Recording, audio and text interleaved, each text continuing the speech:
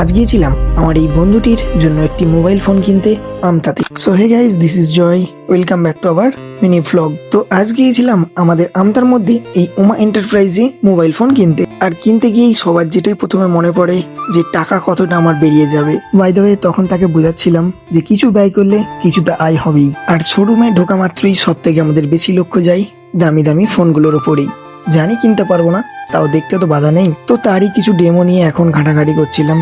Finally আমরা অনেক দেখাশোনা করলাম যে কোন ফোনটা নেওয়া হবে, কোনটা ভালো হবে, দাদাদের কাছ থেকে পরামর্শ নিই। আর তোমার হাতের ওই ফোনটার কত দাম এবং কি ফোন জানিও কমেন্টে। তারপর অনেক রকম ফোন দেখার পর একটা ফোন পছন্দ হয় ফাইনালি। আর ভেতরের অ্যাম্বিয়েন্সটা যেরকম হওয়া উচিত, সাজানো গোছানো সেরকমই ছিল, যেখানে AC, TV, fridge, washing machine সমস্ত কিছুই ছিল এখানে।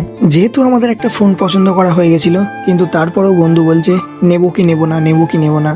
তো ফাইনালি ফোনটা নেওয়া আমাদের ডান। তারপর লাস্ট পর্যন্ত এই ফোনটাই নেওয়া হয়, স্যামসাং এর F17 5G। আর সেটারই আনবক্সিং এর কিছু মুহূর্ত তোমাদের সামনে তুলে ধরলাম।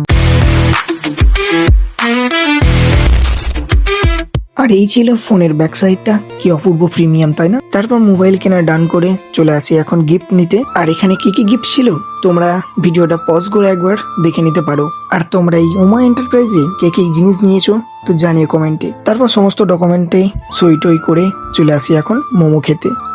কেমন লাগছে জয়দা? ভালো। কি উপলক্ষে তোমার আজকে মোমো খাওয়া? গোবিন্দ বাবু বলে একজন আছে, ফোন কিনেছে, তো সেই উপলক্ষে খাওয়াচ্ছে। ফোনটা তোমার কি পছন্দ হয়েছে? ফোনটাও পছন্দ হয়েছে, মোমোটাও পছন্দ হয়েছে একদম। আর হ্যাঁ, ভিডিওতে like, comment, share and subscribe করতে ভুলো না। তো আজকের এই ভিডিওটা এখানেই শেষ করলাম। সবাই ভালো থাকবেন, সুস্থ থাকবেন, ধন্যবাদ।